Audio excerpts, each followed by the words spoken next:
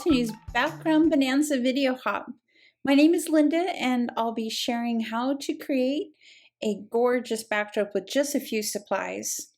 Here I've made two and we'll be using a Craft a Flower die set by Altenew, and it creates two flowers in the set. Here is that set, Japanese Camellia. And you can sign up for a membership and have it come every month so you never miss a set. The back shows you how to put it together inside with all the dies, but I'll be showing you today how I do it. Also, I used these enamel dots for the centers, but if you don't have these, you could always use Nuvo drops instead.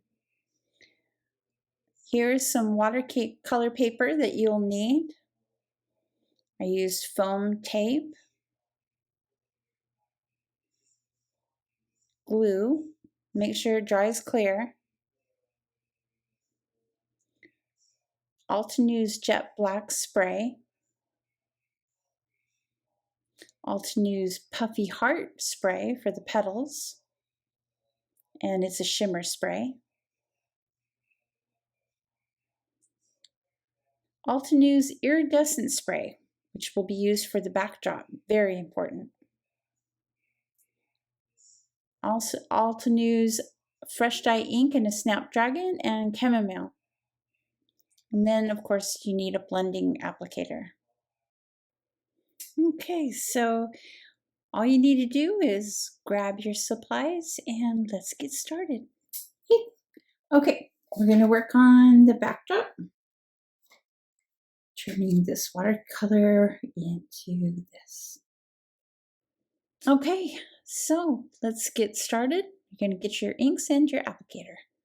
The lightest color is what we're starting with in the chamomile. You want to cover all of your watercolor in blotches, leaving white spaces too, and making sure you get your corners. And then you will come back in with your Snapdragon, which is the darker of the two, and fill in most of those white splotches, keeping a kind of triangular formation with them, okay? And once you get that done and you're happy with it, then you're going to grab your iridescent spray and a spray bin. This is just a plastic bin from the dollar store. Shake up that shimmer spray really good and then spray generously. I warn you, this stuff smells bad, so get ready. You want to take it out of the bin because it makes it easier when it's on a glass surface and you're trying to dry it with a craft tool. And as you can see, it's starting to pool at the ends. If you don't like that, you can always get a paper towel and you can blot it if you want to. Here's another trick. If you have dried your piece and it's still arcing like that, you could just take some water, spray the back of it lightly, and then it automatically just flattened out. See that? And now I can go back in, dry this side, which was already dry. I can flip it over, dry this side. You can even blot it too. Need to. But it's all straight now. I didn't have to do anything more than that. Now it's all straight and flat. Okay, isn't that pretty? That's your backdrop. And it shimmers in the light. Yeah, that looks so neat. All right, let's go on to the next step. Okay, so I thought I was recording a second ago, but I wasn't. So here we go. We're going to be doing the Japanese Camellia, layering die set, the Japanese Camellia layering die set. And on the back side, it shows you how to put the different petals together to make your flowers. And inside you have all of your dies. And today we're going to be doing the two flowers, but you don't have to have all the little tiny pieces unless you want to. I'm going to be covering up the middle section with some black enamel dots by Altenew. This set is the Greenfield set, but there's also a black and white set too. And so we're going to be doing that. And here it is. I've taken watercolor paper and I cut out all the petals for one flower and all the petals for the second flower. And then I only chose the real skinny leaf set. I did 2 of those. And then I did only one of a larger but slim leaf. So you want the slimmest leaves you can, okay? So let's get coloring on these petals. All right, here's a close-up shot of the card and the pretty little petals that you're going to create. It's really fun to do this. It's a technique I like to call drop and bloom. And you're going to use the shimmer sprays. I used Puffy Heart, and the cutouts here, the keyhole, this is what you use as a guide to line up your petals. The other is a arrow. So you take just water and you put a generous amount in the middle especially, and then you shake up your bottle of shimmer spray, and then you take out the spray itself and then just use the bottom part to drop the color in. And you can, if you want to, you can spray more water after you've got the color down, like I did just there. And then that way you spread more of the color out. And this is how I created the petals. It's so fun. You're going to get a lot of water on your mat. You can always do this technique where I had so much color I could dip it. You want to try to have your petals different from one another.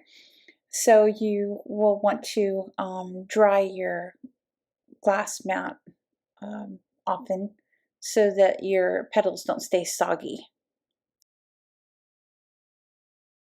Once you get all the petals dried, and hey, when you dry them, they might curl, and that's fine because we want them to be bent anyway.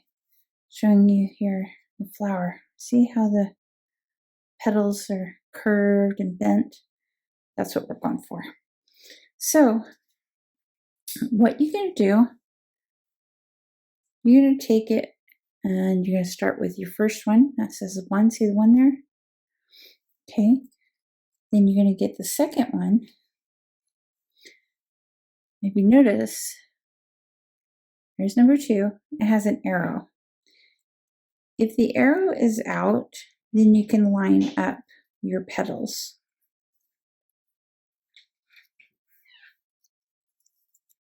Like this. See, 1 and then the 2, and then you get number 3 right there, and you line it up.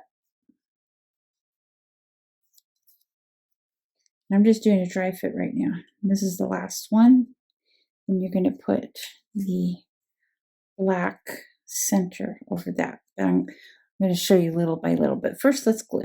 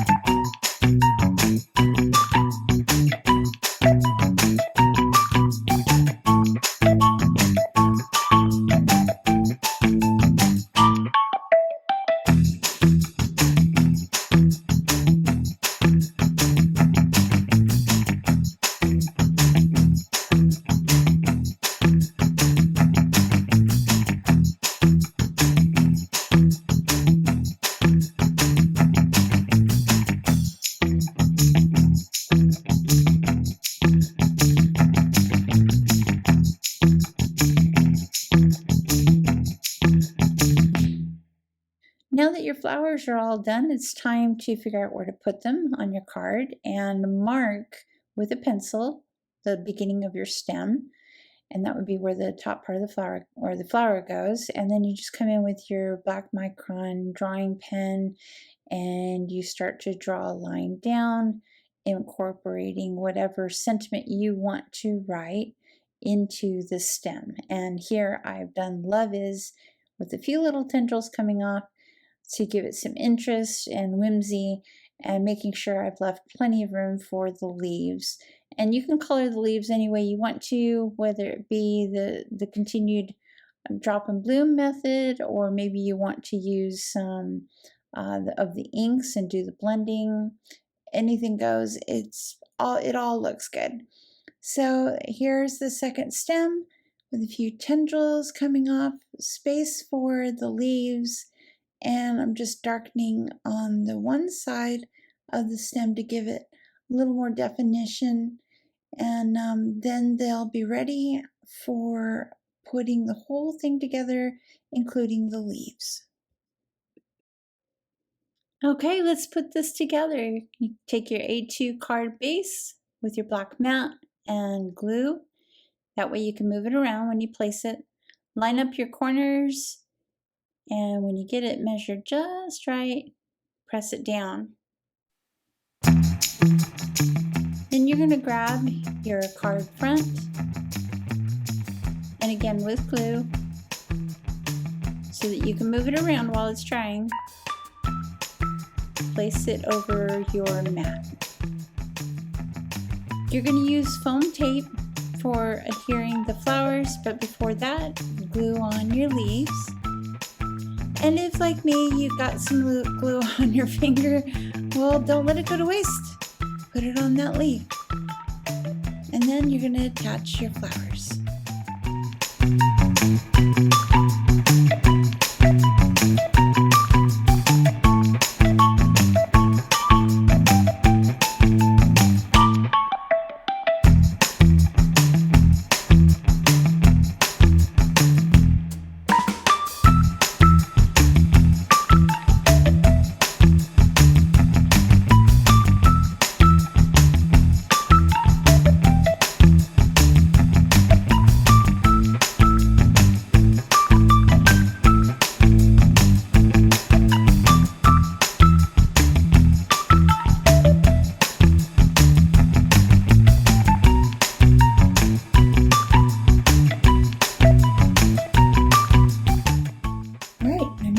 Everyone got it done, and there is your card. This one's a lighter version of this one. Okay, and wish you much love and hugs.